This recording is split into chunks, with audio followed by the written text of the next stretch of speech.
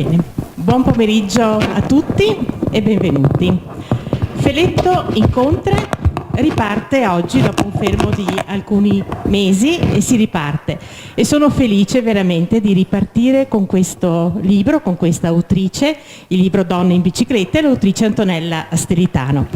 Vi dirò che doppiamente felice. Antonella Steritano è il nostro direttore di Feletto Informa e proprio parlando da moltissimi anni, poi parlando l'altro giorno abbiamo anche fatto il conto degli anni, ma non lo dico, però lei mi ha detto una cosa, mi ha detto: io conosco tutto di San Pietro di Feletto, e questo è vero, e mi fa piacere, perciò noi la considereremo una cittadina adottata. Bene. E poi mi fa piacere anche che proprio oggi, 12 marzo, che è ancora la settimana della festa della donna, si presenti questo libro.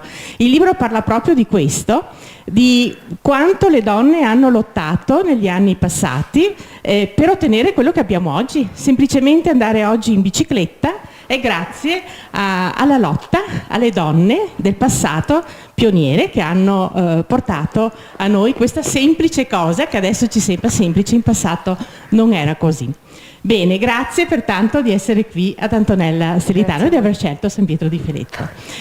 Prima di passare la parola all'assessore Claudio Meneghin, che ringrazio, che sarà il moderatore della serata, io devo ringraziare intanto l'assessore, ma anche Paola Seroppi, che ha organizzato questo evento.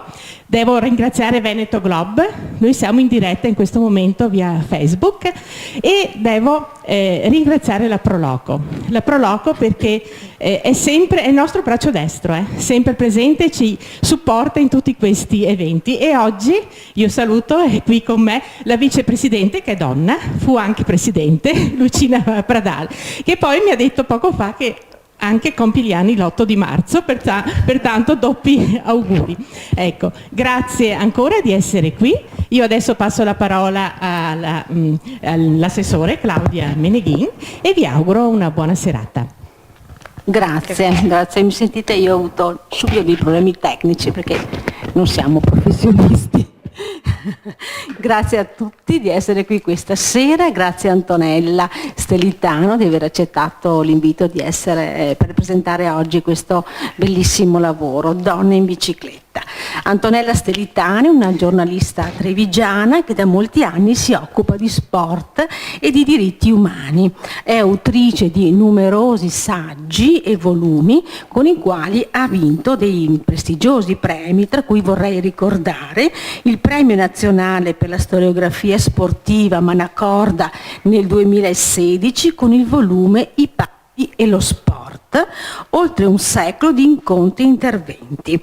Per 2 volte è stata premiata al concorso letterario del CONI nella sezione saggistica e con Donne in bicicletta ha vinto il premio Bancarella Sport 2021 ed è stata anche finalista del premio letterario sportivo Invictus 2021.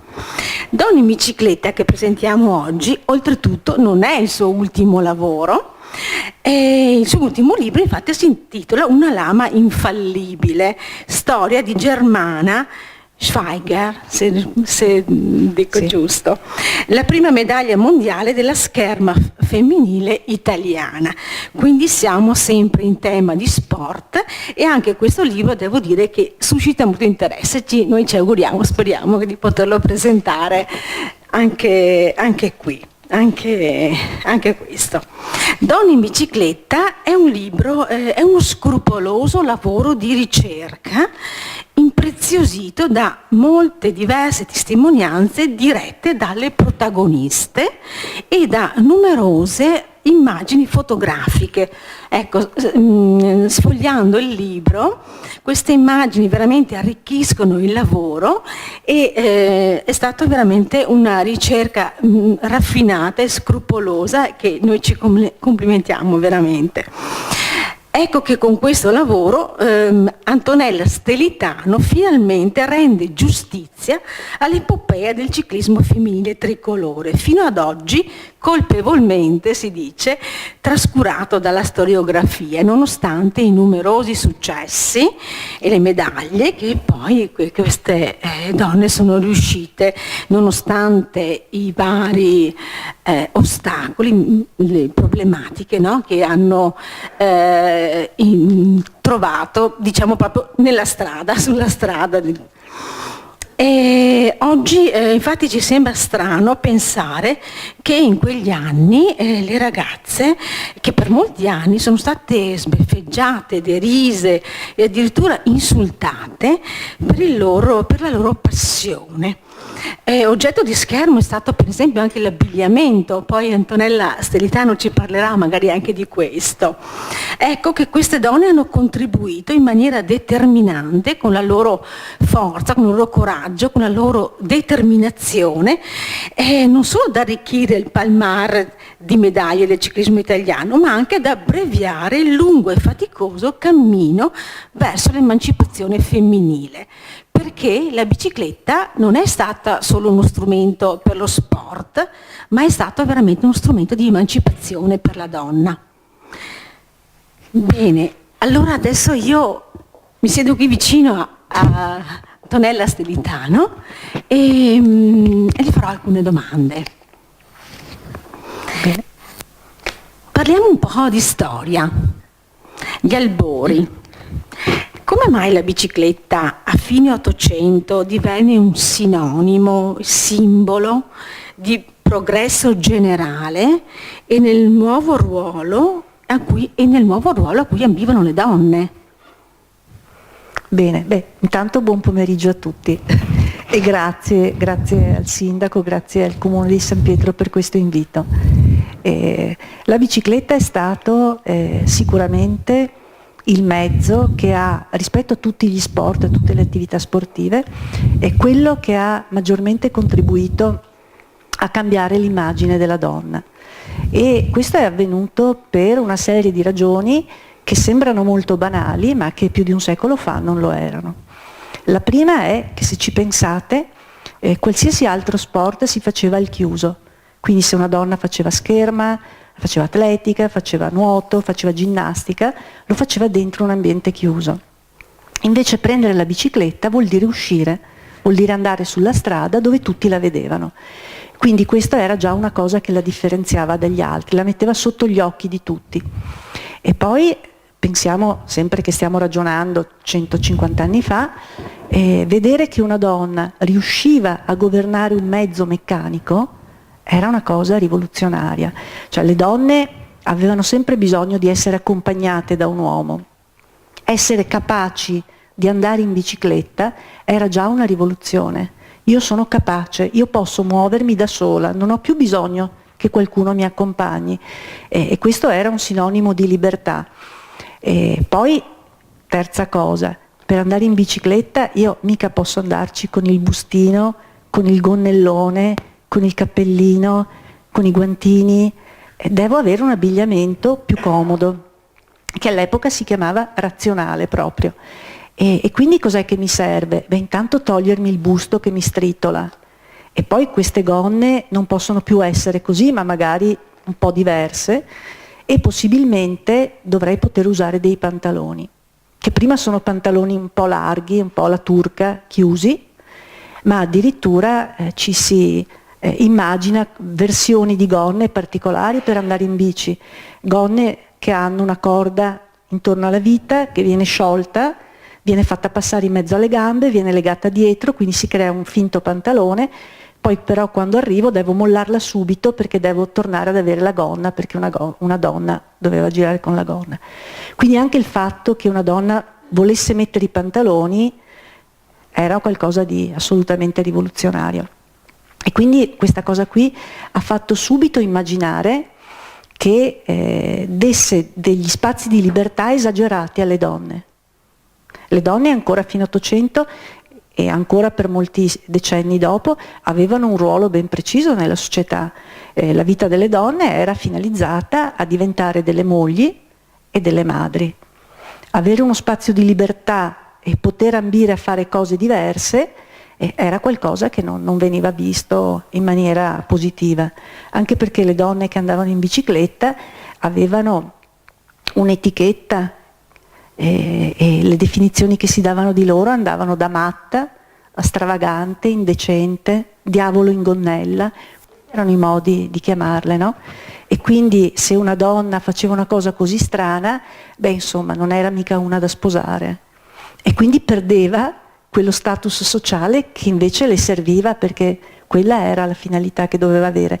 Quindi la bicicletta da subito è stata vista come uno strumento di libertà, e guardate che all'epoca non era solo proibita alle donne, era proibita anche al prete la bicicletta, c'era la scomunica a fine 800 per i preti che andavano in bicicletta, cioè i primi atti sono quelli coetanei più o meno a Pio X, che è stato un papa trevigiano. Beh, c'era la scomunica per i preti, e i motivi per cui non potevano andare in bicicletta erano più o meno gli stessi delle donne, perché intanto avevano la tonaca, se ci pensate, no? E poi perché i movimenti erano scomposti, non erano aggraziati, cioè vedere un prete che sudava e correva in bici non era bello da vedere, come non era bello vedere una donna. Ma anche i giovani doveva essere utilizzata, si diceva, con moderazione, perché i giovani potevano uscire in bici e allontanarsi dove i genitori non li vedevano, quindi esulavano dal controllo. Cesare Lombroso diceva che la bicicletta aumentava il tasso di delinquenza perché uno poteva andare a rubare e scappare, e quindi questo incentivava il fatto di farla franca, incentivava la delinquenza. Oppure i giovani prendevano la bicicletta, andavano a fare una gita in un paese magari vicino la domenica e non andavano a messa. Quindi voi immaginate, la bicicletta per le donne è stata in maniera pesante, insomma, controindicata e ostacolata, ma lo era anche per altri, e i tempi erano diversi, no? Quindi lo sport e la storia dello sport ci riflette la storia del periodo di riferimento. Quando si parla della storia sportiva delle donne lo è ancora di più, cioè diventa esattamente lo specchio di quello che succede fuori. Ancora oggi ci sono paesi dove alle donne è proibito andare in bicicletta, e quei paesi dove alle donne c'è un limite a fare un'attività sportiva o essere presenti anche solo come spettatrici piuttosto che come dirigenti o con altri incarichi, beh lì state pur certi che alle donne nello stesso luogo è impedito anche fare altro. Quindi lo sport è uno specchio rispecchia esattamente quello che succede nelle società di riferimento. Grazie. Non so se ho risposto. Sì. Certamente. No, beh, no. Nel libro lei parla anche di eroine tra le due guerre. Chi sono Alfonsina Strada e le partigiane in bicicletta?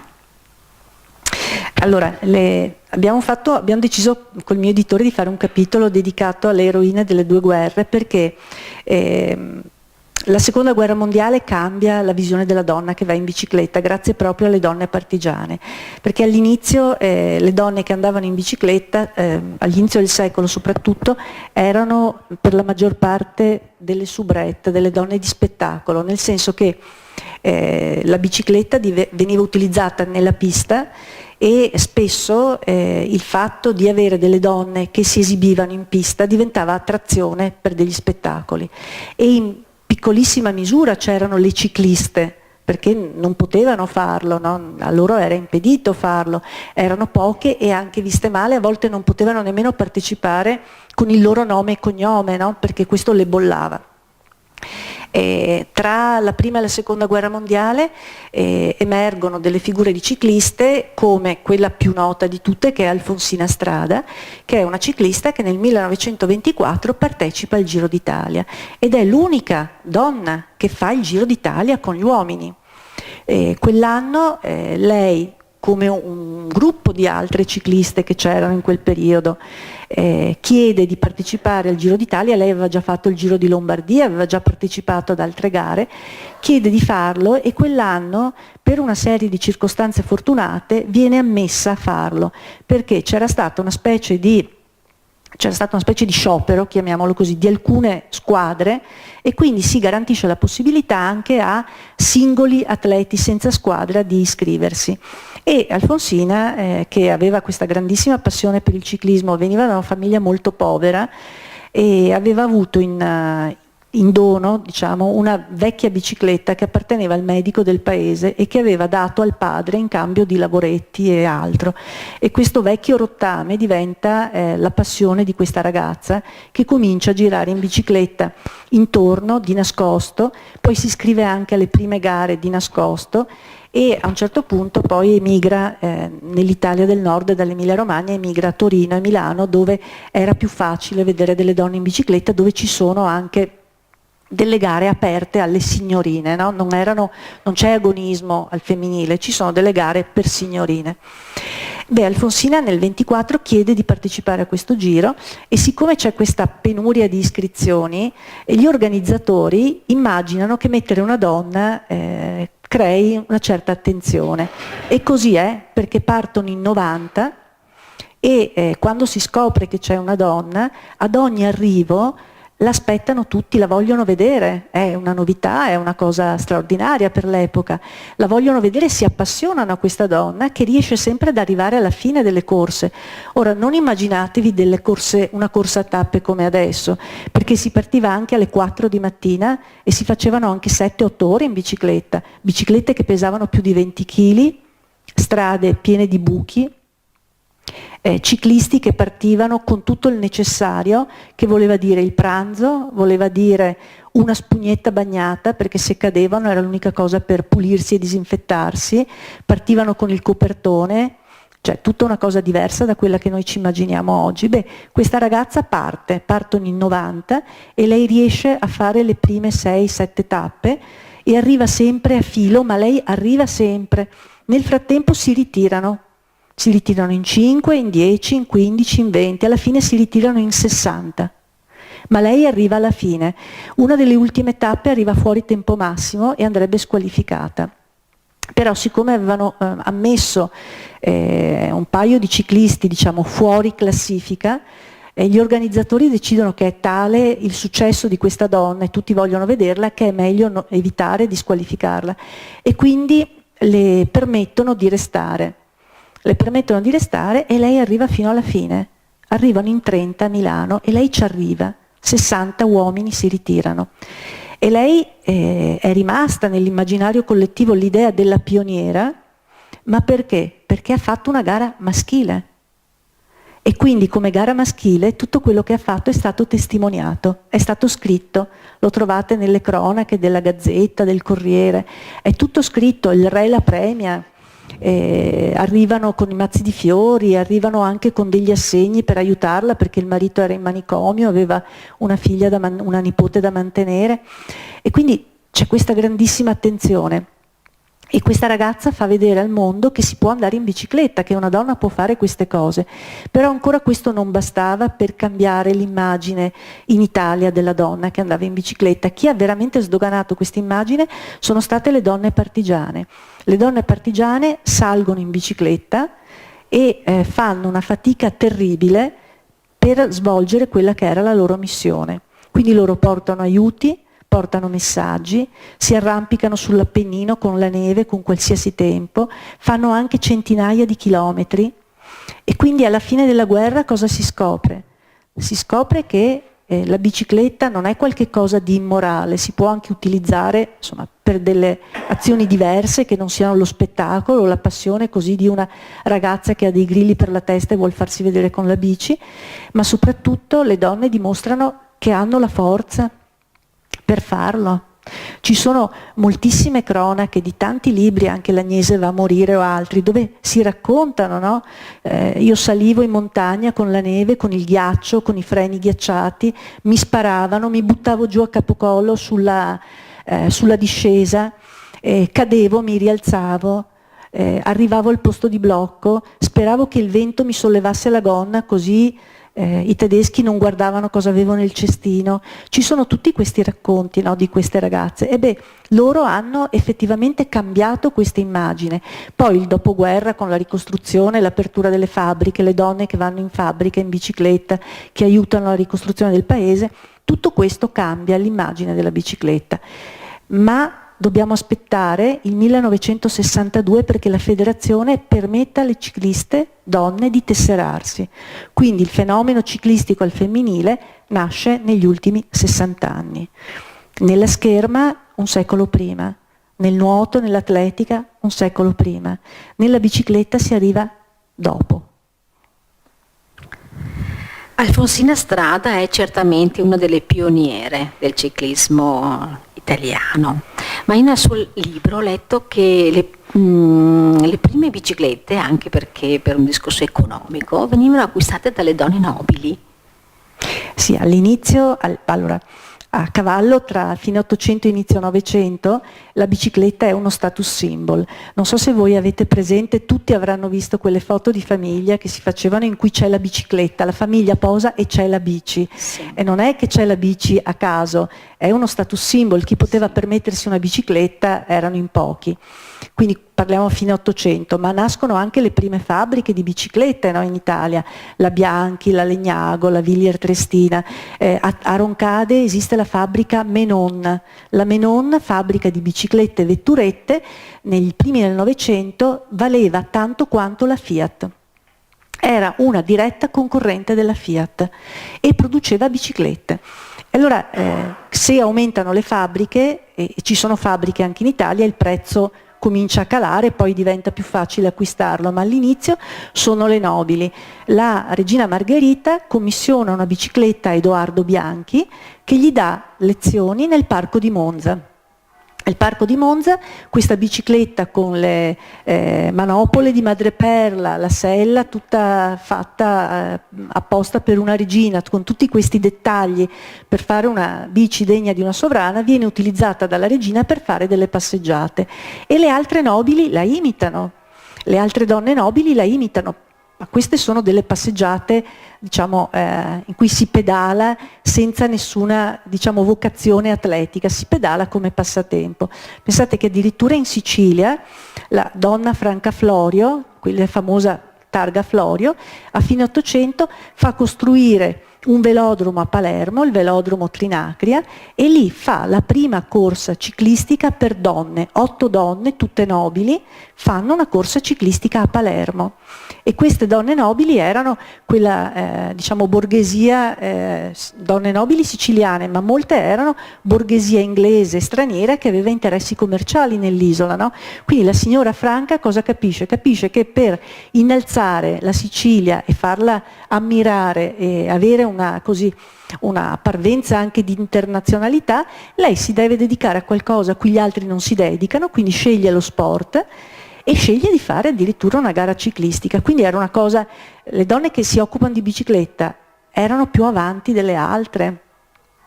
E in quel periodo le donne ricche potevano permetterselo, ma lo facevano in modo non atletico, perché la discriminante nello sport al femminile è sempre stata tra sport ad alta componente estetica, quindi va bene la danza, va bene la ginnastica artistica, va bene il pattinaggio, ma nel momento in cui io aumento la componente atletica, quindi la donna suda, corre, si scalmana, si spettina, ecco allora che perde tutta la sua grazia e la sua femminilità. Questo è stato il distinguo che è sempre stato fatto nello sport, quindi è tollerato quando lo fai per passatempo e per diletto senza scalmanarti, si direbbe, no, nel Veneto, ma quando niente lo vuoi fare a un livello più alto, quindi ti vuoi allenare, lo fai come si fa normalmente lo sport, ecco che lì bisogna andare a metterci i puntini sulle i, perché lì la donna perde la sua grazia e la sua femminilità.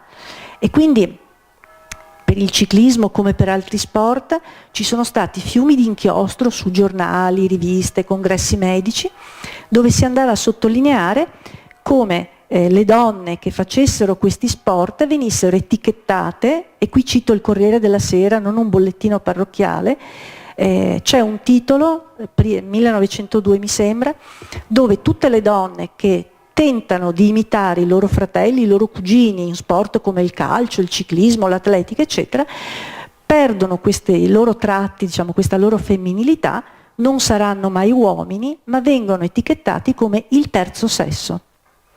Quindi le donne che fanno sport perdono quello che le caratterizza proprio come donne, e questo era davvero una cosa che ha pesato tantissimo sulle donne, per cui van bene le nobili, però le nobili lo fanno a livello così proprio di passeggiata, di esibizione.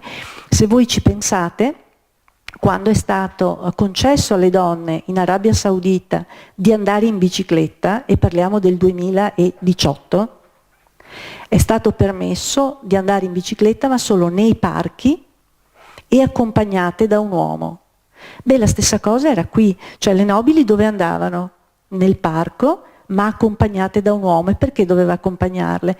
Perché se barcollano e stanno per cadere, è l'uomo di famiglia che le deve soccorrere, non può essere un estraneo che le tocca. E questa è una cosa che abbiamo avuto anche noi nella nostra storia, diciamo, del ciclismo. Addirittura i tandem, perché venivano poi inventati tanti tipi di bici, perché mica la donna può stare in sella, perché non va bene, perché è sconveniente, perché è brutto da vedere, perché è volgare che una donna stia seduta, allora si inventa un sellino speciale, oppure si va in tandem così il marito la può portare, oppure ci sono delle bici con 2 sellini vicini e ognuno pedala, quindi non esce da sola. Beh, nel tandem si è discusso a lungo sul fatto la donna si siede davanti o di dietro. E secondo voi dove può sedersi la donna? Davanti? Perché dietro, chi è dietro può vedere le terga. Quindi questi erano problemi discussi, affrontati, sottolineati. Quindi adesso ci fa ridere la cosa, ma era esattamente così anche qui. Sì. Ma Forsina Strada e poi altre donne che hanno scelto, nonostante questo, di fare ciclismo, qual è stata la chiave, l'elemento che ha... La passione. La passione. È sempre la passione, cioè gli piaceva. Se noi leggiamo quel poco che abbiamo trovato su di loro, perché il problema di questo libro, ma un po' di tutto lo sport al femminile, il problema è che gli uomini che hanno scritto la storia dello sport non se ne sono occupati. Cioè dello sport al femminile non interessava molto agli altri. Per cui mentre voi avete di qualsiasi gara di Girardengo, sapete come l'ha affrontata, dove ha attaccato, quando è sceso, chi ha vinto, chi è arrivato secondo, chi è arrivato terzo. Delle donne sapete poco perché nessuno scriveva di loro. E quindi è molto difficile ricostruire quando sui giornali non c'è niente, quando sono morte, quando sui libri non c'è niente. Guardate che questa cosa della disattenzione è durata fino a pochi decenni fa. Libri degli anni 80-90 sul ciclismo, ci sono libri di giornalisti, scrittori famosi che sono dei nomi illustri della storia del ciclismo. Ce n'è uno in particolare che nell'introduzione, siamo a fine anni 80, scrive si stanno sviluppando 2 movimenti innovativi, uno è il ciclocross e uno è il ciclismo femminile, e in questo libro ci siamo chiesti se sia il caso di approfondirli e fatta una riflessione abbiamo deciso di no, punto, chiuso, finito, parliamo di 30 anni fa. Quindi è molto difficile, però quando si tratta di qualcosa l'elemento comune è la passione. Cioè la passione, piaceva questa cosa, piaceva tantissimo andare in bicicletta, e questo piaceva moltissimo alle donne degli anni 60 che sono ancora vive, che hanno testimoniato, degli anni 70, cioè a loro piaceva tantissimo, solo che molto spesso per riuscire a bloccare questa loro passione si diceva sì vabbè dice che piace, ma in realtà lo fa per farsi vedere, cioè non si riusciva a riconoscere che ci fosse la voglia, la passione di fare questo sport. Veniva sempre un po' etichettato come una forma di esibizionismo, e questo sempre per il motivo che abbiamo detto sopra, perché una donna che esce in bicicletta la vedono tutti. Sì. Ma allora, considerate tutti questi ostacoli, è stata la determinazione di queste donne che hanno fatto sì che poi si potessero sviluppare lo sport, il ciclismo, no? Quali sostegni hanno avuto? Chi sono state le persone che le hanno aiutate? Allora, se lo sport al femminile è andato avanti è perché ci sono stati degli uomini che le hanno aiutate. Da sole non avrebbero potuto, perché i soldi erano in mano agli uomini, le federazioni erano in mano agli uomini, i dirigenti, gli allenatori erano tutti uomini. Quindi a un certo punto ci sono state delle circostanze anche a livello internazionale che nel caso dell'Italia hanno pesato moltissimo, ma c'è stato anche qualche uomo che aveva delle figlie, delle sorelle che erano appassionate e si è reso conto che c'era una passione vera. Qualche uomo lo ha fatto anche per ripicca, perché magari aveva litigato con gli ambienti ciclistici maschili e aveva deciso di occuparsi delle donne come sfida, come ripicca verso il suo ambiente. Però nel caso dell'Italia, per esempio, ha pesato molto quello che era avvenuto a livello internazionale. La federazione accetta il tesseramento delle donne nel 1962, ma lo fa per un motivo molto preciso, perché nel 62 l'Italia ospita i campionati mondiali di ciclismo a Salò e in quei campionati mondiali di ciclismo da 4 anni c'era una gara su strada femminile. Nel 1958 alle donne è permesso fare una gara, solo una, su strada femminile. E allora cosa succede? La federazione deve organizzare questi campionati in Italia e dice, beh, ma io non posso fare una brutta figura che a casa mia non ho la squadra femminile, devo creare una squadra. Quindi il tesseramento in Italia è permesso perché a livello internazionale era stato inserito questo aspetto. E quando la federazione comincia a pianificare l'attività delle donne, succede 20 anni dopo, succede quando nel 1984, e guardate, ricordate, 1984, il ciclismo femminile viene ammesso ai Giochi Olimpici. 1984. L'atletica 1928, tanto per farvi capire la differenza, no? Quindi nel 1984 il ciclismo entra nel programma dei Giochi Olimpici, allora anche la Federazione Italiana dice, beh, e noi non mandiamo nessuno? Ma per mandare una squadra cosa bisogna fare? Bisogna scegliere prima un elenco di cicliste probabili olimpiche, bisogna avere un programma di preparazione, bisogna avere un commissario tecnico per le donne, poi si selezionano quelle che vengono preparate appositamente, ma intanto si pensa anche a fare promozione tra quelle più giovani, perché ci saranno gli altri Giochi Olimpici fra 4 e 8 anni, quindi ci sono tutti i programmi promozionali, i trofei Topolino, i Giochi della Gioventù, i campionati studenteschi, le bambine che vengono tesserate, quindi tutto questo è dipeso da una passione, da una parte, di chi non ha ceduto perché gli piaceva, e dall'altra però bisogna sempre considerare che poi questi sport hanno camminato perché ci sono stati degli uomini che hanno creduto in questo, che fossero i padri, che fossero i fratelli, ma qualcuno si è preso cura di loro e della loro passione. Maria Canins è un'altra donna che ha meritato un posto nella storia del ciclismo italiano. Nel suo libro lei la definisce un ciclone. Ci dice qualcosa di lei? Allora, se io adesso chiedessi qui dentro il nome di una ciclista prima di Maria Canins, ecco, esatto, però lei è stato un giudice di ciclismo, ma tutti gli altri, esatto, ecco, la Morena Tartagni è la prima medaglia mondiale del ciclismo italiano, a Imola vince una medaglia di bronzo, ed è la prima, assolutamente la prima. E la Maria Canins, io la definisco un ciclone, veniva chiamata ciclone, però guardate, sapete che soprannome aveva anche? La mammina della Valbadia. Qualcuno dice sì che si ricorda, giusto per dirvi che comunque, anche se erano campionesse, siccome erano donne, venivano sempre etichettate con qualcosa che le riconduceva a quello che doveva essere il loro posto. Io Moser non ho mai sentito dire il papà del Trentino. Mi pare, no? Nessuno di noi. Ecco, la Maria Canins, che cos'è? È una donna di una forza strabiliante, che arriva al ciclismo dopo aver vinto delle gare di fondo pazzesche, dalla Vasa Lopet a Maratona del Dolomiti, di tutto e di più. È una donna fortissima, che fa vedere che le donne hanno la forza di fare delle cose incredibili. Cambiano i chilometraggi delle corse femminili dopo la Canins, cioè erano troppo corti prima. Per la Canins ogni gara doveva essere difficile, se no non si divertiva. e non vinceva se la gara non era difficile. E la Canins arriva e vince tantissimo, vince soprattutto 2 Tour de France, è sul podio con Bernard Hinault, siamo negli anni '80, e l'Italia si accorge che una donna sta lì su quel podio che è, diciamo, un mito del ciclismo, e quindi si rende conto che, cioè, una donna può avere un successo come il suo.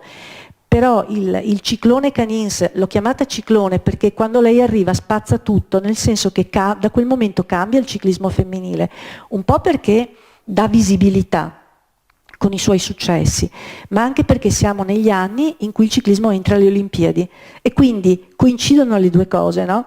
Per cui cambia anche all'interno della federazione l'approccio. Ma se voi parlate con cicliste, anche qui locali, perché noi abbiamo avuto nel Veneto delle cicliste già tesserate e una prima squadra nel 74, la Ceramiche Zanette è stata la prima squadra veneta, esatto, e loro vi dicono, cioè dopo la Canins è cambiato tutto, cioè noi abbiamo cominciato a essere viste come delle sportive, prima erano viste come sì vabbè, cioè vuoi fare ciclismo, vabbè dai, poi si stancherà. Questo dicevano i padri, no? Quando una figlia diceva vorrei fare ciclismo era no, ma perché? Oppure lasciala provare che tanto poi si stanca, no? Più o meno tutte mi hanno detto la stessa cosa, beh lascia che provi, tanto poi lo fa per un po', vedrai che si stanca, che è difficile.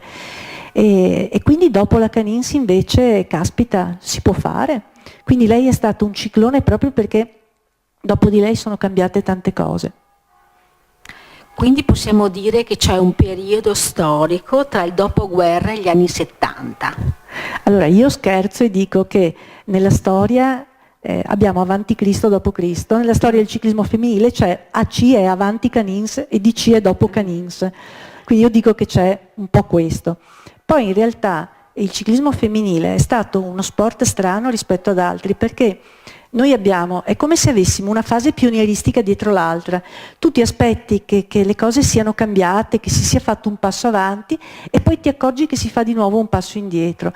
Noi abbiamo avuto per esempio negli anni 96-98 che l'Italia ha vinto tutto, ha vinto il primo mondiale con la Cappellotto, ha vinto con la Pezzo, ha vinto medaglie olimpiche, cioè vinceva tutto l'Italia e uno dice boh, siamo nel tetto del mondo, cambieranno le cose, ma non sono cambiate. Lei annuisce e dice di sì perché non sono cambiate. Cioè queste ragazze non hanno fatto il passo in avanti, si è rimasti sempre fermi lì, i numeri delle cicliste sono sempre bassi, il ciclismo resta rispetto ad altri sport, non so se sia perché non si fa a scuola, non so se sia perché fa paura mollare i ragazzi per le strade perché è pericoloso, però resta uno sport che si fa se in famiglia c'è qualcuno che lo fa, per le donne soprattutto. È difficile avere delle ragazze che scelgono di fare ciclismo, vuol dire che o il papà è appassionato o i fratelli fanno ciclismo o lo zio o non so, dico un nome a caso, Tosca Argentin, la sorella di Moreno, la sorella più anziana. Lei l'ha fatto perché in famiglia tutti facevano ciclismo. La Tosca è una che ha fatto 2 o 3 mondiali, adesso non ricordo, e nessuno sa che Moreno Argentin ha una sorella che gareggiava prima di lui. Però lo ha fatto perché in famiglia c'era la Carmen Menegaldo, che lei conoscerà, la Mara Mosole si è vestita da maschio per fare la Mara Mosole. Allora, Mara Mosole, vi dico solo questa cosa, dinastia dei Mosole, per chi sa qualcosa di ciclismo sa che insomma sono ciclisti nel DNA. La Mara quando aveva 10-11 anni continuava a chiedere al papà, a Remo, di fare ciclismo e non la lasciavano fare ciclismo. Tutti i cugini, i fratelli, tutti facevano ciclismo e lei non poteva. A un certo punto, un giorno, il cugino che doveva andare a fare una gara a Milano, 11 anni, 12 anni, sta male, ma hanno già pagato la tassa di iscrizione, l'hanno già iscritto e lei supplica suo papà di poter andare e sostituirlo. Siccome ha i capelli corti, è minuta, mingherlina, si mette il berretto e il papà dice tanto lì non ti conosce nessuno e va a fare la gara coi maschi e finisce anche bene. E allora le è stato permesso fare ciclismo, però prima doveva fare i compiti, aiutare in casa e sostituire in azienda, aveva 11-12 anni, il cugino quando andava a allenarsi. Se faceva tutte queste cose le veniva concesso. E Mara era stata in squadra con Maria Canins, è andata anche a dei campionati del mondo, è stata una azzurra, ancora adesso va in bicicletta la Mara, non la ferma nessuno. Però voglio dire, anche per lei che veniva da una famiglia di ciclisti, non è stato facile, non era facile per le donne fare ciclismo. Certo. Lei prima parlava gli anni 80, gli anni 80 sono quelli che hanno... Cos'è cambiato in quel periodo? È questo che abbiamo detto, cioè l'ingresso, l'arrivo di una donna come Maria Canins, l'ingresso ai Giochi Olimpici, poi comunque negli anni 80 le donne cominciano a fare più sport, cioè cominciano a crescere i numeri delle donne che fanno sport, perché prima di quel periodo, se noi andiamo indietro, negli anni 70 erano poche le ragazze, si faceva ginnastica a scuola, poi se uno va indietro e prova a pensare le proprie compagne di classe, quante facevano uno sport, no? La mia generazione stessa, forse eravamo in 2 in classe che facevamo sport su 30, la mia generazione.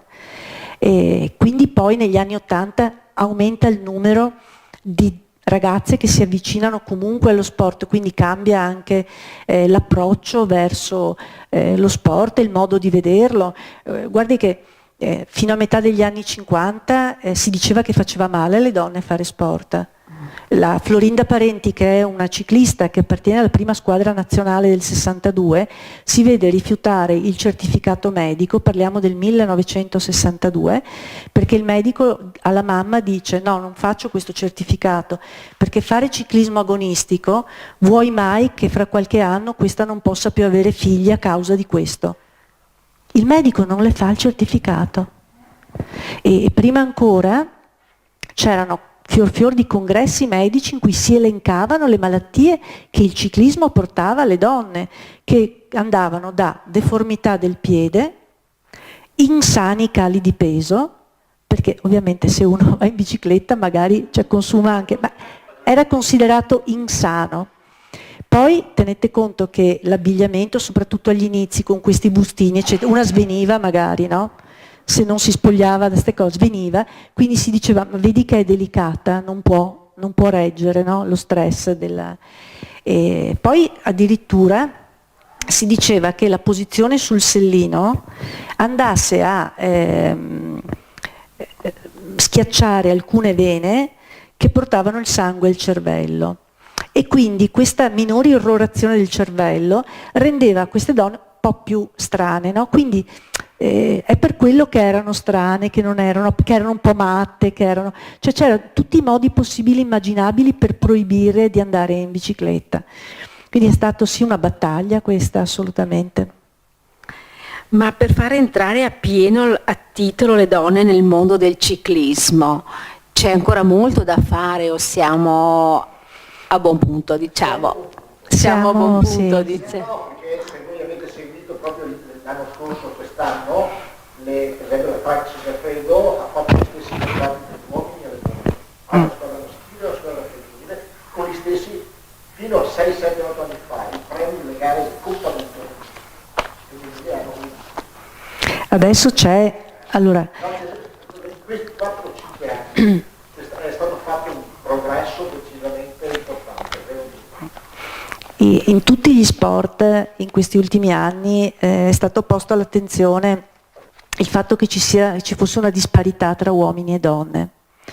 La disparità era nei premi, come ha ricordato, perché io mi ricordo che il Giro delle Fiandre di 2 anni fa, quello vinto da Bettiol ha vinto 20.000 euro, e la ragazza italiana, che era Bertizzolo, chi era che ha vinto, 2.580 euro. E c'è stata una polemica perché il premio maschile era troppo basso, 20.000. Nessuno ha detto che i 2.000 euro della ragazza valessero. E quindi c'erano queste disparità qua.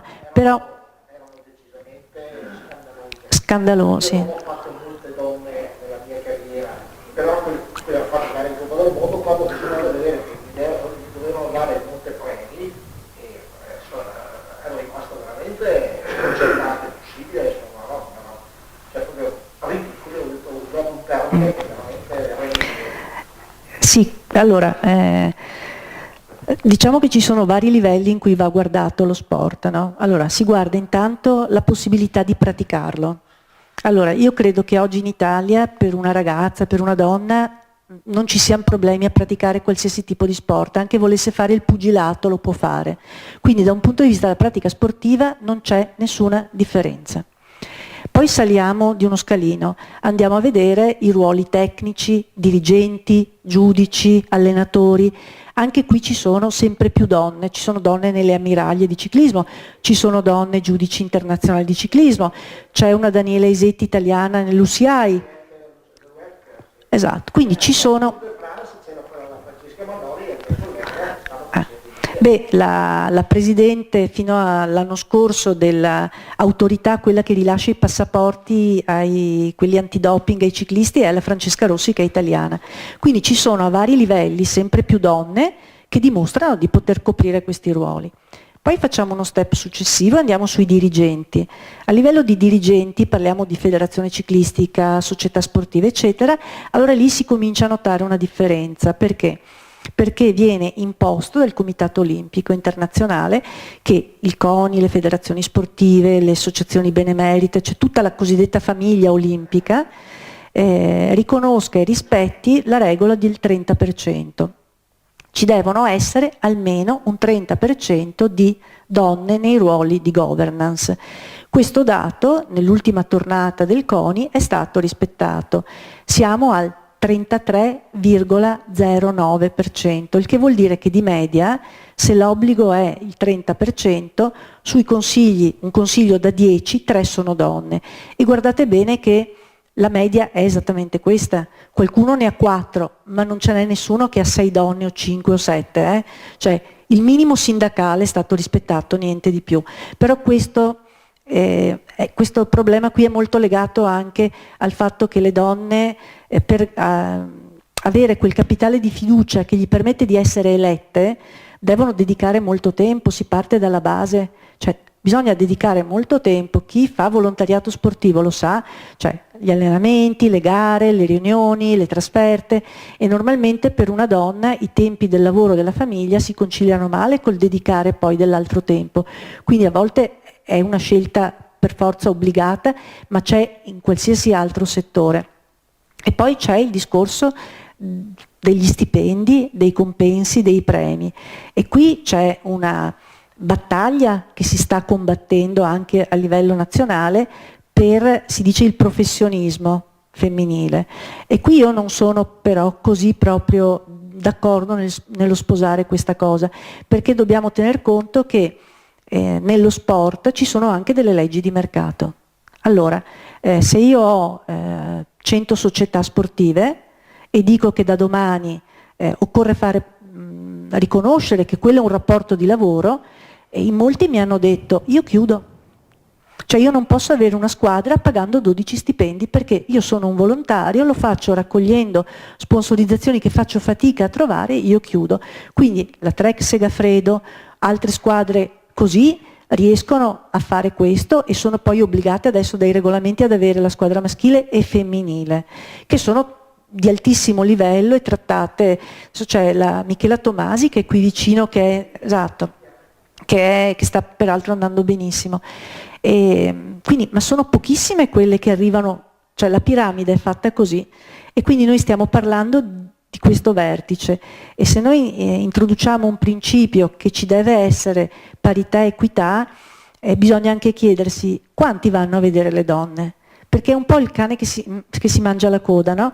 Io ho più soldi se ho più sponsor, e più sponsor come faccio ad averli? Se ho più visibilità. Se io, quando c'è una gara femminile, tutta l'Italia accende il televisore e guarda, e faccio 10 milioni di telespettatori, beh, tranquillamente è facile che arrivino più sponsor. Quindi non possiamo andare anche contro le leggi di mercato. Se tutti guardano lo sport maschile avrà più soldi ed è più facile poi che vengano contrattualizzati in quel modo. Lo sport femminile deve riuscire ancora ad arrivare a quel livello. Quindi guardate il Giro d'Italia maschile e femminile, c'è un abisso. c'è un abisso, ma per dirvi, sul Giro d'Italia femminile non si era nemmeno d'accordo nel decidere quando è cominciato il primo Giro d'Italia femminile. Allora, per un periodo è 1981 o 1988? Perché nell'81 c'è un Giro d'Italia che conia la sua bella medaglia e dice primo giro, e lì si è deciso che si chiamava delle regioni, non era Giro d'Italia.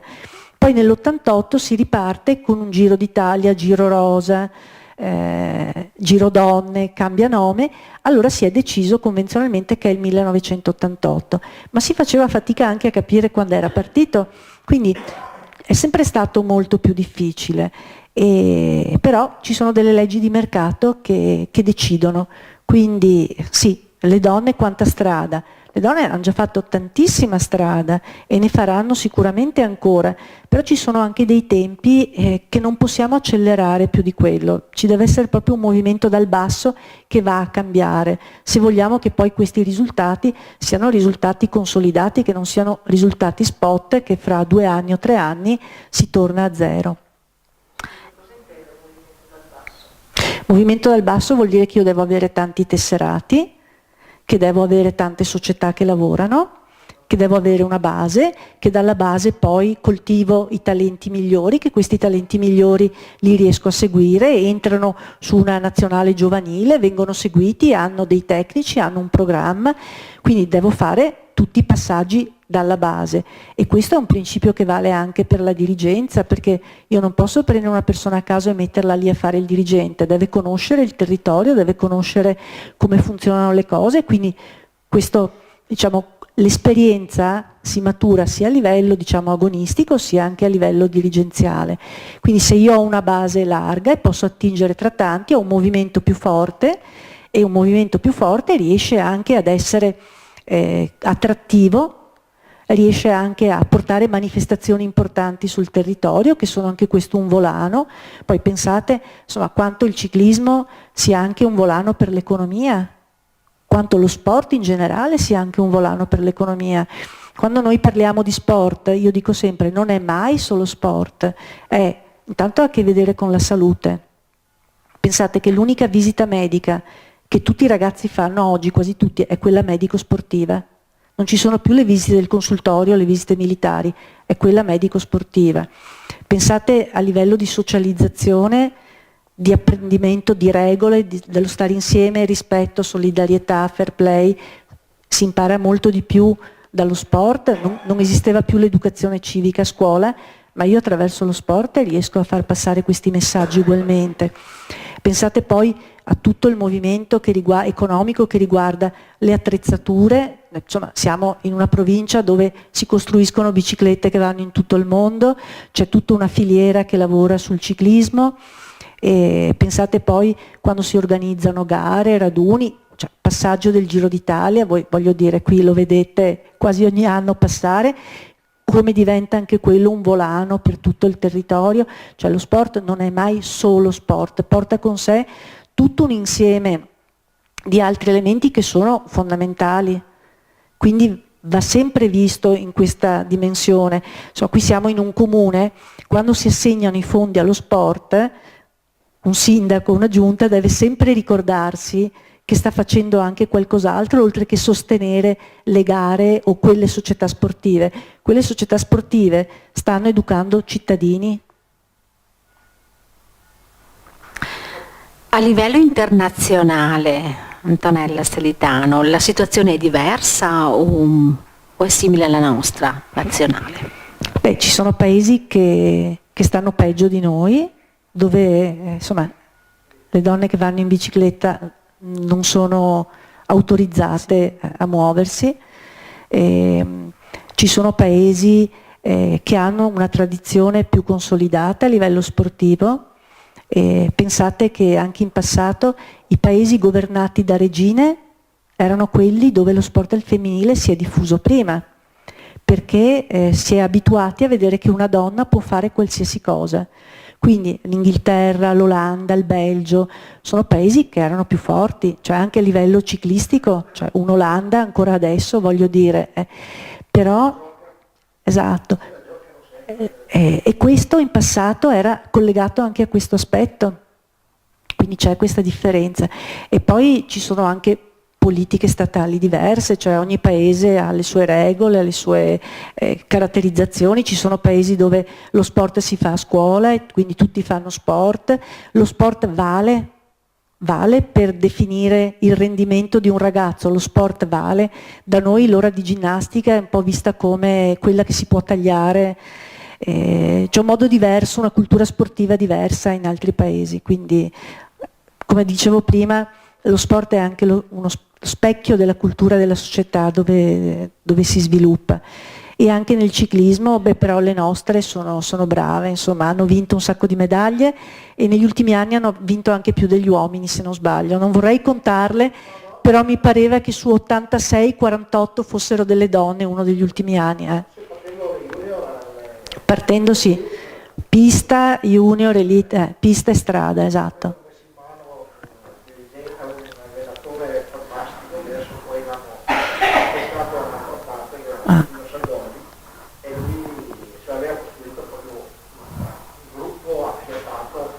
A vedere quando anche l'ultimo campionato del mondo che abbiamo vinto con la Balsamo, cioè erano tutte per uno per tutte, quindi erano tutte che avevano vinto alla fine, non era quella, c'era sì. Libia, di solito nel mondo femminile la Libia è una cosa che è un po' più del mondo maschile, però in questo contesto lui era riuscito a creare un gruppo decisamente molto ormai da tanti anni, perché è il tecnico più vincente. Sì. E poi non so se avete notato, non c'è solo nel ciclismo, ma l'avrete visto anche ai Giochi Olimpici, uno degli aspetti sui quali si sta lavorando molto sono anche i team misti, no? 2 uomini, 2 donne, un uomo, una donna, si è visto nel curling, tanto per darvi un esempio. E questo è uno degli strumenti che si stanno utilizzando per riuscire a battere le differenze di genere, perché se io creo la squadra mista, ha vinto la squadra, non c'è differenza tra la gara maschile e femminile, e anche nel ciclismo abbiamo vinto, mi pare, gli europei nella gara mista.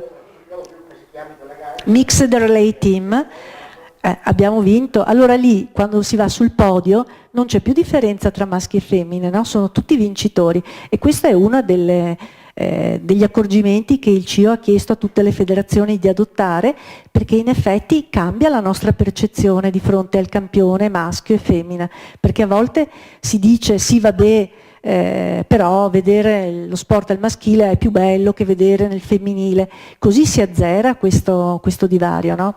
E anche quelli sono strumenti per cambiare la percezione, la cultura dello sport, sono anche quelle delle cose importanti che si stanno facendo. Sì, diventa, insomma, io adesso non so voi, ma io delle ultime Olimpiadi nella medaglia del curling credo che, insomma, noi abbiamo forse siamo entusiasmati tutti, e lì si è visto, cioè, che ognuno ha dato il suo contributo, uno spazzava di più, uno tirava di più, perché alla fine mi pare di capire che lui avesse sempre spazzato e lei più facilmente tirato, però alla fine questo gioco di squadra ha portato al risultato, no? E anche questa è una cosa importante come immagine, no, che si dà dello sport. Giuditta Longari, che l'hai scelto sì, per la copertina.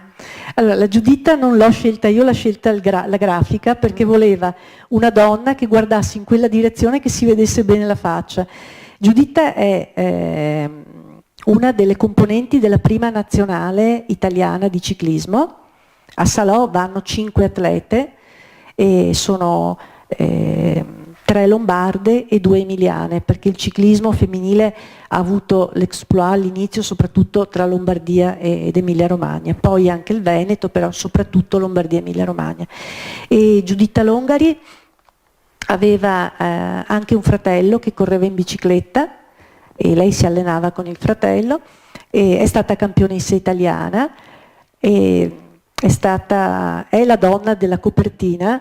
Quando l'abbiamo scelta per la copertina abbiamo dovuto tagliare la Florinda Parenti che era dietro qui, perché non andava bene per il grafico, no?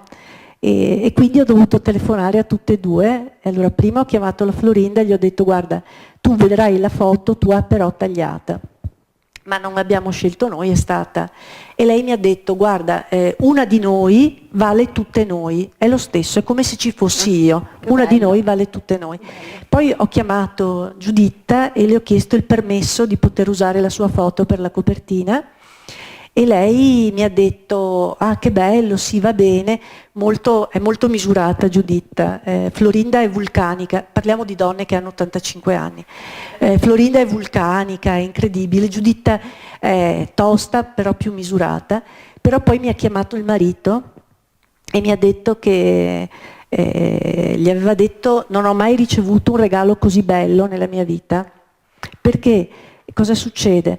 Che queste donne che adesso sono nonne, hanno comprato il libro per i loro nipoti, perché i nipoti guardavano su internet, loro gli dicevano sai che la nonna era una campionessa di ciclismo? E mio nipote guardava su internet e diceva non è vero, non ci sei? Allora ha detto, quando è uscito il libro ha regalato una copia ad ogni nipote, e allora i nipoti hanno detto ma nonna, ma è vero, ma tu eri una campionessa, c'è scritto qui, eri anche... E quindi è stato come dare la dignità di sportive a delle donne che avevano fatto tutta questa fatica, vinto anche delle medaglie, delle maglie, però non avevano questa riconosciuta questa loro dignità sportiva. E alcune di loro, la Florinda Parenti, è stata intervistata anche da Repubblica e da un quotidiano spagnolo. Non so dirvi il motivo per cui l'hanno intervistata, però mi ha telefonato e mi ha detto sono più famosa adesso di quando correvo, e sono tutte sono contentissime, non vi dico, perché per loro significa finalmente siamo sportive anche noi, quindi per loro è una cosa entusiasmante. Poi Giuditta ha fatto una presentazione di questo libro con me, con Daniela Isetti e con la Elena Cecchini. Elena Cecchini è una ciclista della nostra nazionale, una ragazza bravissima, ed è, virgola, la fidanzata di Elia Viviani, che normalmente dice sempre sono più conosciuta per essere la fidanzata di Elia Viviani che per le medaglie che ho vinto. Beh, insomma, questa presentazione Giuditta aveva portato vicino la sua maglia azzurra, che in realtà era una maglia bianca da campionessa italiana, di lana, con il tricolore e lo scudetto davanti, e ha fatto vedere questa maglia e ha detto questa maglia però quando sudavo o pioveva pesava 6 kg, cioè una maglia di lana, voi avete idea, Elena, voi avete delle magliette così belle, io vi guardo colorate, magari l'avessi avuta io. Quando Giuditta ha compiuto gli anni l'anno scorso, Elena Cecchini gli ha spedito la sua maglietta e gli ha detto guarda, se vuoi andare in bici usa pure la mia. E gli ha mandato, e questa si è commossa, è stato, ha detto, uno dei regali più belli che abbia mai ricevuto. E quindi insomma sono donne particolari, sono poi simpatiche, sono toste, anche...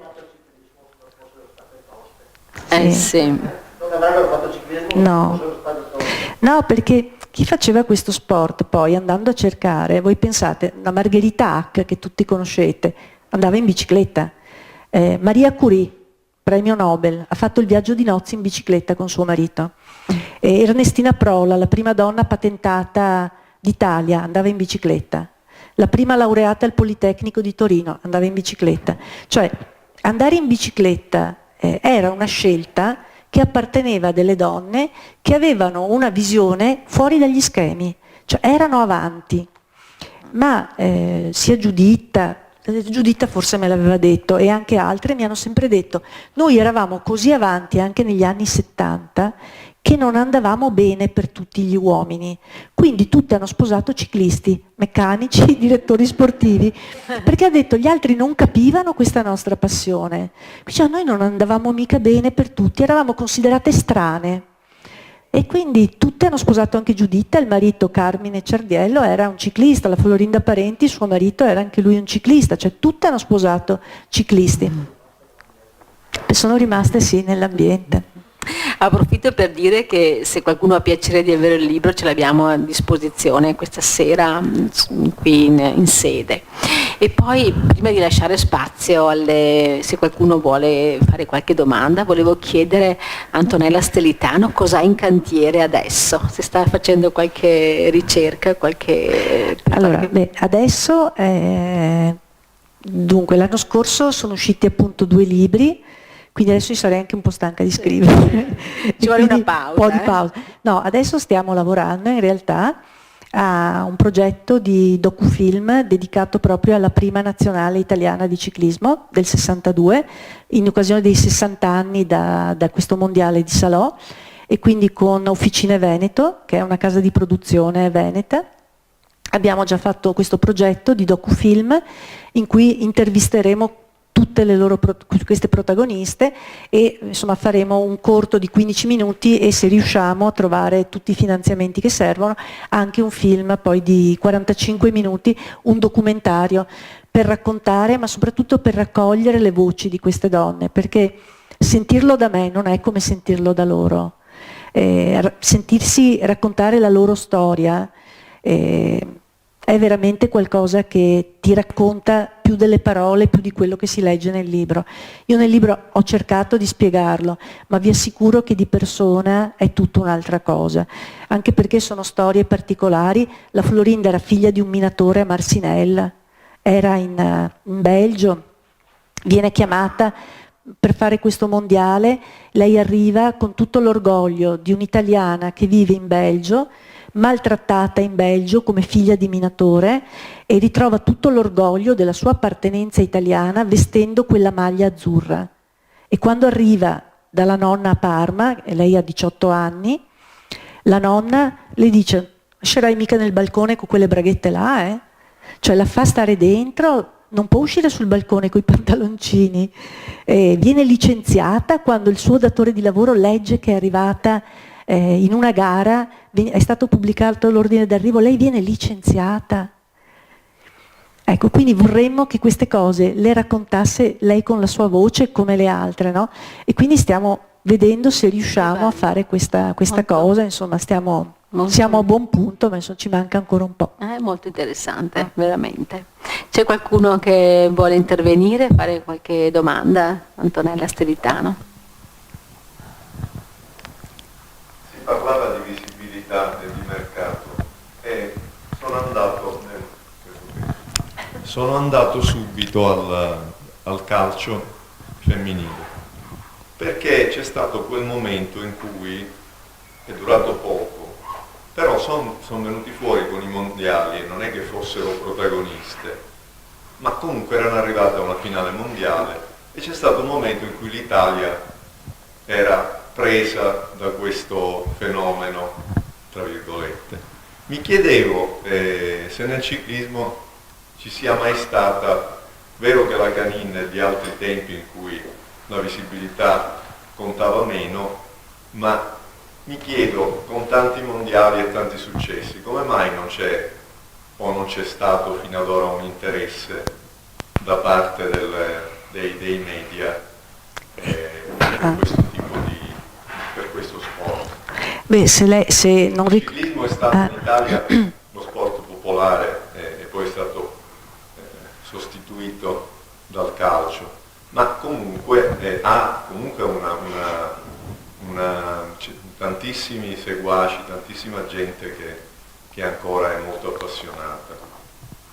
Allora, il ciclismo credo che faccia parte del patrimonio culturale di questo paese, perché il Giro d'Italia ha unito l'Italia, ha fatto conoscere l'Italia, cioè credo che chiunque di noi conosce certi luoghi, li vede perché li ha visti, io credo che abbia fatto veramente anche un grosso lavoro, e poi non dimentichiamo che non si paga il biglietto. Ciclismo, mi metto a bordo strada e basta guardare quando passa il Giro, cioè è una festa popolare, è qualche cosa che, ripeto, fa parte del patrimonio culturale del nostro paese. Nel caso del calcio non c'era la nazionale maschile qualificata quell'anno, se ricordo bene, quindi in assenza dei maschi sono state fatte vedere in televisione le femmine, quindi noi i nomi e i volti di queste ragazze li abbiamo visti in televisione. Poi sono arrivati i maschi, hanno vinto l'europeo e lei non ha più visto le femmine. Allora è quel discorso che facevamo prima, c'è una necessità di visibilità. Nel ciclismo l'atleta che ha avuto la maggiore visibilità, che ha un po' cambiato le carte in tavola è stata la Paola Pezzo. Io martedì ho presentato il libro a Porcia e le signore che erano lì mi hanno detto: ah, la Paola Pezzo, quella della cerniera. Allora, voi capite? Della Paola Pezzo tutta l'America si ricorda, le ha fatto poi i contratti con la più grande casa di produzione di mountain bike americane, ma perché? Perché la Paola Pezzo ha fatto tutta l'ultima ora prima della gara olimpica dell'arrivo, con la cerniera un po' giù perché si moriva di caldo a Los Angeles, c'erano 40 gradi, però lei è passata alla storia perché prima di arrivare al traguardo si è ricomposta, si è messa a posto ed è arrivata al traguardo così. Ma l'inquadratura americana, mi hanno raccontato, che era fissa sulla Paola Pezzo, cioè fissa qui, quindi anche lì è una questione di visibilità, cioè l'ha conosciuta il mondo, ma viva Dio per questo motivo. Sì. Poi più lo vede, cioè se si mostra in televisione uno lo guarda. Se non lo si mostra non lo si guarda. È il discorso che facevo prima, no? Lo sport femminile non esiste se io non ne parlo. Non esiste.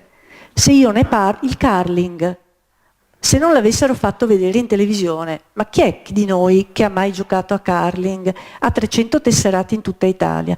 Però l'abbiamo visto in televisione, cioè ci alzavamo a guardare le gare per vedere, quindi ti appassioni a questa cosa. Adesso per esempio con il tema purtroppo della guerra noi non vediamo i successi degli atleti paralimpici che hanno vinto 5 medaglie e Giacomo Bertagnolli, che è un atleta ipovedente, che ha un 10° di vista, che ha già vinto 3 medaglie, io non l'ho mai visto a un telegiornale e ha vinto 1 oro e 2 argenti, quindi è tutta una questione di visibilità. Io quello che vedo conosco, quello che non vedo non lo conosco.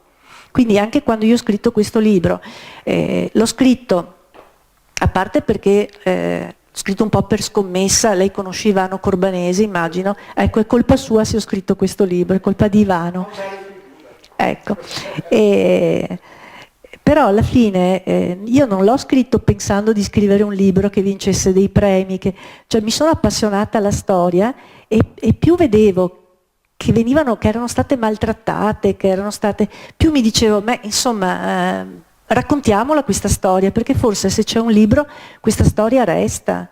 Cioè leggere una frase che io ho stampata nella mia testa perché mi ha lasciato sbigottita. C'è stato un giornale che ha scritto: avete mai visto nulla di più ripugnante di una pedalatrice che arriva sudata e ansimante al traguardo? Voi vi rendete conto? Nulla di più ripugnante. Allora, ecco, di fronte a queste cose che si trovavano, uno dice, ma insomma, anche no, anche no. Allora, c'è l'altro aspetto della medaglia, perché non bisogna guardare solo la parte, diciamo così, negativa.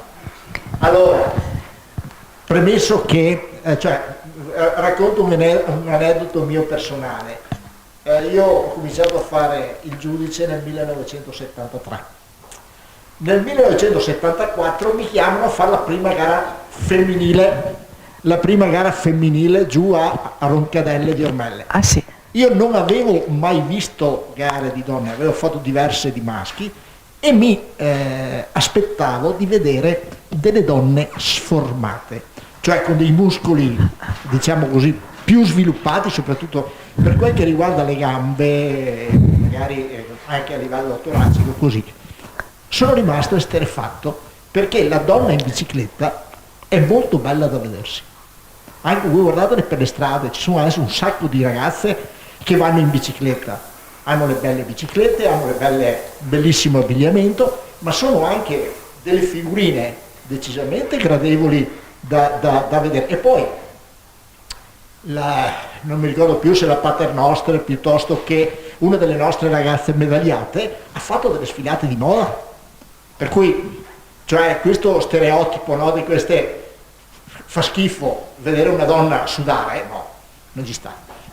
Sì, beh, però era così. Sì. Cioè non siamo d'accordo, nessuno di noi è d'accordo, però veniva scritto. È vero il contrario, sì. Ripeto, una ragazza in bicicletta è bella da vedersi.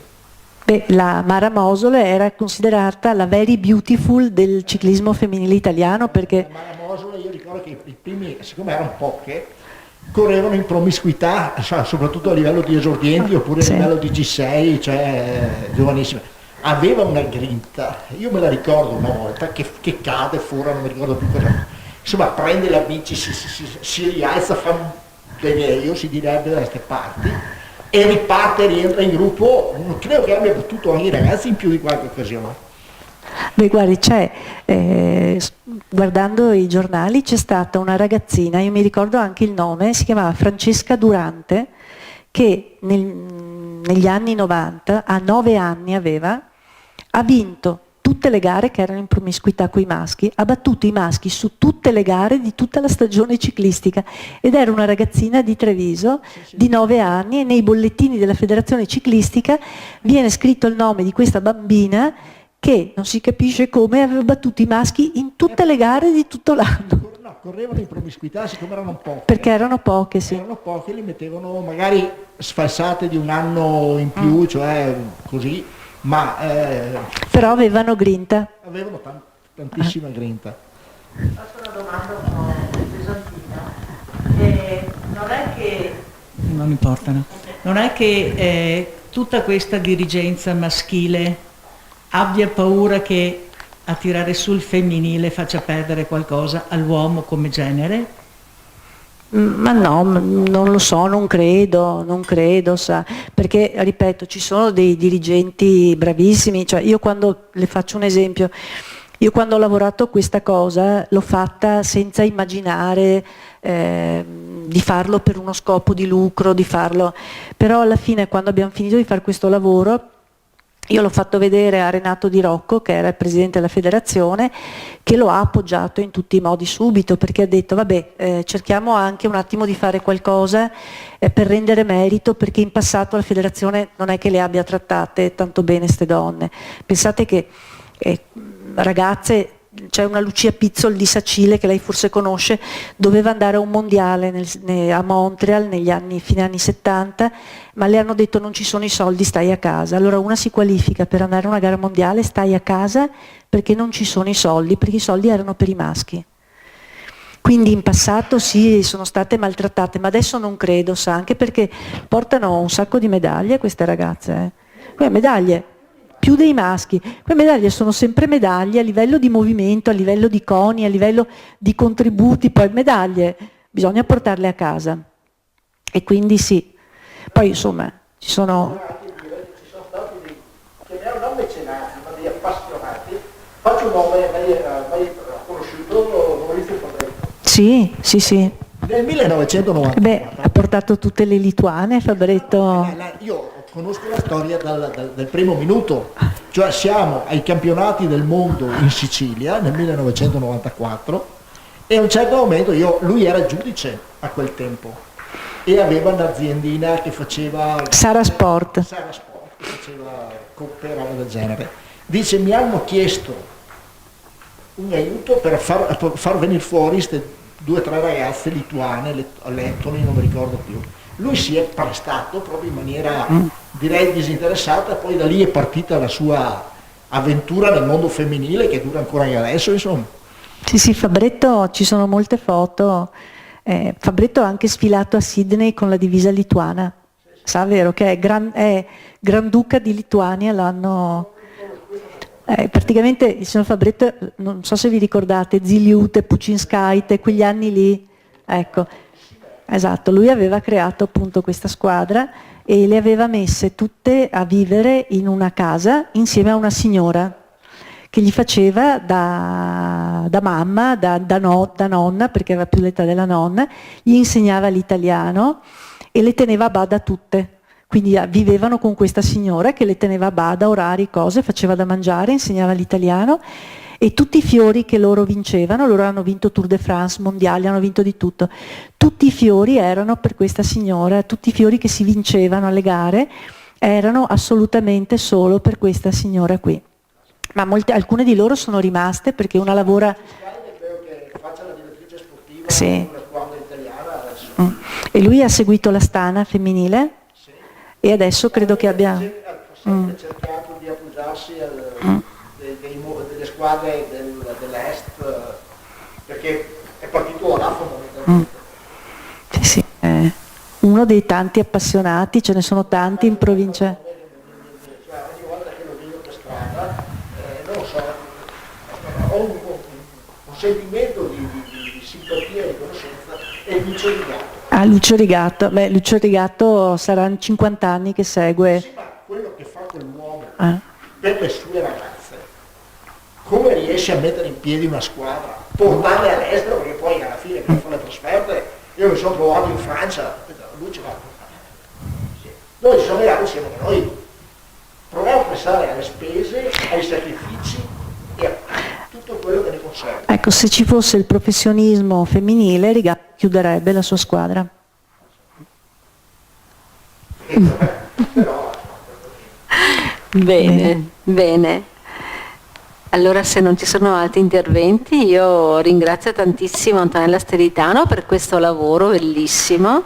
Congratulazioni per i premi ricevuti e grazie per essere Grazie a venuta voi, qua. grazie davvero, grazie. Per questo incontro, grazie. Ringrazio anche la Proloco e Benito Globe per la collaborazione importante. E sì, non andate via perché vi aspettiamo alla sede della Proloco per un brindisi tutti insieme. Grazie, buona serata.